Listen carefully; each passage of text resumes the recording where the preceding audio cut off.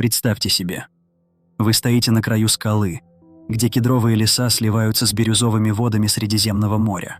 Перед вами древний город, высеченный прямо в известняке.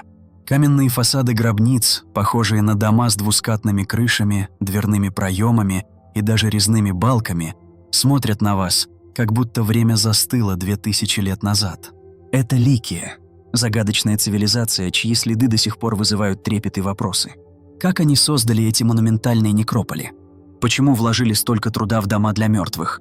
И куда исчезли сами ликийцы? Сегодня мы отправимся в путешествие по турецкой ривьере, чтобы раскрыть тайны этой потерянной цивилизации и понять, что она может рассказать нам о жизни, смерти и человеческой памяти. Открытие Ликии. Первые шаги сэра Чарльза Фэллоуза. Наша история начинается в 1838 году, когда британский путешественник сэр Чарльз Фэллоуз, пробираясь через заросли с мачете, наткнулся на нечто невероятное. Перед ним возвышалась 7-метровая каменная стена, напоминающая окаменевший дом. Это был некрополь Миры, город мертвых, вырезанный в скале. Его эскизы, показанные в викторианском Лондоне, вызвали сенсацию. Люди шептались о спрятанных сокровищах и исчезнувшем народе, который оставил после себя такие чудеса. Но что такое Ликия? Это регион на юго-западе современной Турции, вдоль побережья, где горы встречаются с морем. Ликия была не просто местом. Это была конфедерация независимых городов, объединенных общей культурой, языком и уникальным взглядом на мир. Ликия занимала стратегическое положение на границе великих империй – Персии, Греции, а позже Рима. Но несмотря на влияние соседей, ликийцы сохраняли свою идентичность. Их язык, неродственный греческому, их обычаи и архитектура выделялись на фоне эллинского мира. Они создали Ликийскую лигу, политическую систему, которая настолько впечатлила римлян, что ее принципы вдохновили мыслителей эпохи Просвещения при создании Конституции США. Но больше всего поражают их гробницы, архитектурные шедевры, высеченные в скалах, которые до сих пор бросают вызов нашему пониманию. Архитектура вечности. Гробницы Ликии – это не просто захоронение. Это монументы, которые воспроизводят дома живых с невероятной точностью. В мире, например, вы увидите фасады с двускатными крышами, резными балками и даже отверстиями для деревянных штифтов, словно это настоящие дома. Исследование 2023 году показало, что пропорции этих гробниц совпадают с планами ликийских домов с точностью до 5%. Это буквальные дома для вечности, созданные, чтобы увековечить память о мертвых. Но зачем? Ликийцы верили, что загробная жизнь – это продолжение земной, и гробницы должны были стать домом для души, местом, где она могла бы существовать в комфорте. Создание таких гробниц требовало невероятного мастерства. Каменщики работали месяцами, обстукивая известняк бронзовыми и железными зубилами. Каждые несколько минут они останавливались, чтобы заточить инструменты на мокрых камнях, шипящих от морской воды. Для перемещения многотонных блоков использовались рычаги, клинья и деревянные салазки, скользящие по смоченной глине. В Зантосе, например, ликийцы подняли 20-тонные плиты на 12-метровый монумент, используя простую, но гениальную механику. Двое мужчин вращали деревянную опору, наматывая веревку на барабан, чтобы поднять блок на 20 сантиметров за оборот. 10 оборотов – метр.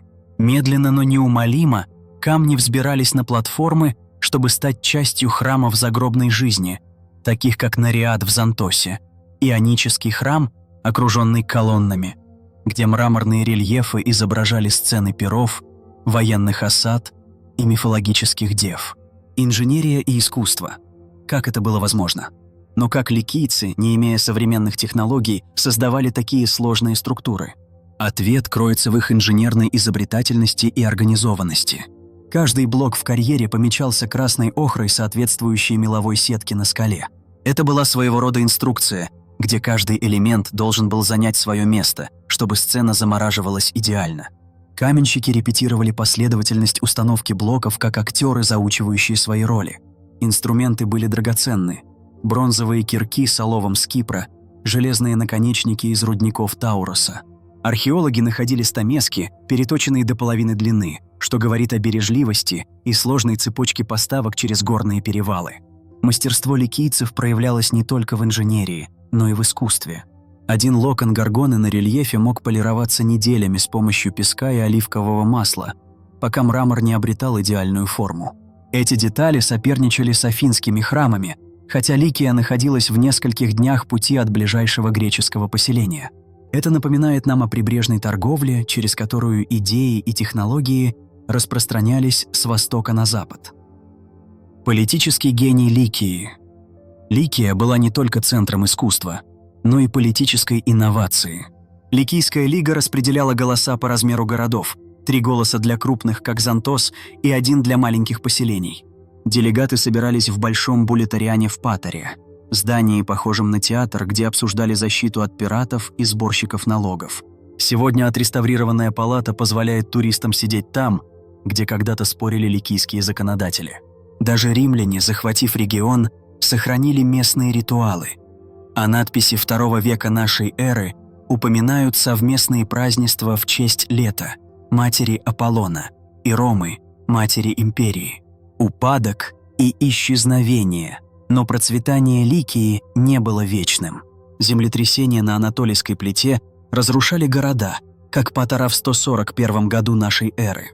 Христианские епископы превращали языческие святилища в церкви, высекая кресты над львиными головами. Торговля сместилась на север, а арабские набеги в VII-VIII веках опустошили порты. К VIII веку долины Ликии оглашались лишь звоном козьих колокольчиков. Ликийцы исчезли или растворились. Язык умер, надписи после 400 года нашей эры писались на греческом и латыни. Некоторые семьи, вероятно, ушли вглубь страны из-за засух и истощения почвы. Климатологи отмечают засухи в Средиземноморье около 500 года нашей эры, которые привели к неурожаям и опустевшим складам. Гражданская жизнь угасала. Легенды о сокровищах. Местные легенды гласят о спрятанных богатствах. В Зантосе рассказывают о запечатанной лестнице под залом совета, заваленной синим камнем, звенящим как металл. Археологи считают это фольклором, но георадар в 2024 году выявил пустоты под форумом, соответствующие этим рассказам. Раскопки ждут финансирования, и, возможно, новые открытия ждут нас впереди. Ликия сегодня. Диалог с камнем. Сегодня Ликия оживает благодаря технологиям. Дроны картируют недоступные гробницы, а фотограмметрия создает трехмерные архивы, позволяя изучать архитектуру. Но ни одна цифровая копия не передает холод камня под пальцами, где канавки долота все еще хранят тепло рук мастеров. Ликия — это не просто реликвии. Это партнеры в диалоге, задающие вопросы, как мы чтим мертвых, как сохраняем идентичность в глобальном мире, как используем технологии для поиска смысла. Стоя у гробниц, чувствуешь, как веревка подъемника обжигает ладони, слышишь эхо молотков и видишь море, в которое уходят горы. Ликия учит нас, что империи исчезают, но терпеливые удары каменщика остаются. Каждый турист, вдыхающий воздух под выжженными солнцем карнизами, становится частью этого разговора. Ликийцы напоминают, то, что мы вырезаем в камне, в историях, в памяти, переживает нас. Заключение Ликия — это не просто руины. Это свидетельство человеческой способности создавать вечное. Ее гробницы, высеченные в скале, ее политическая система, ее легенды о сокровищах — все это приглашает нас задуматься о том, что мы оставим после себя. Подписывайтесь, если хотите узнать больше о загадках древних цивилизаций, и делитесь в комментариях. Что вас поразило в истории Ликии? Давайте продолжим этот диалог, начатый 2000 лет назад.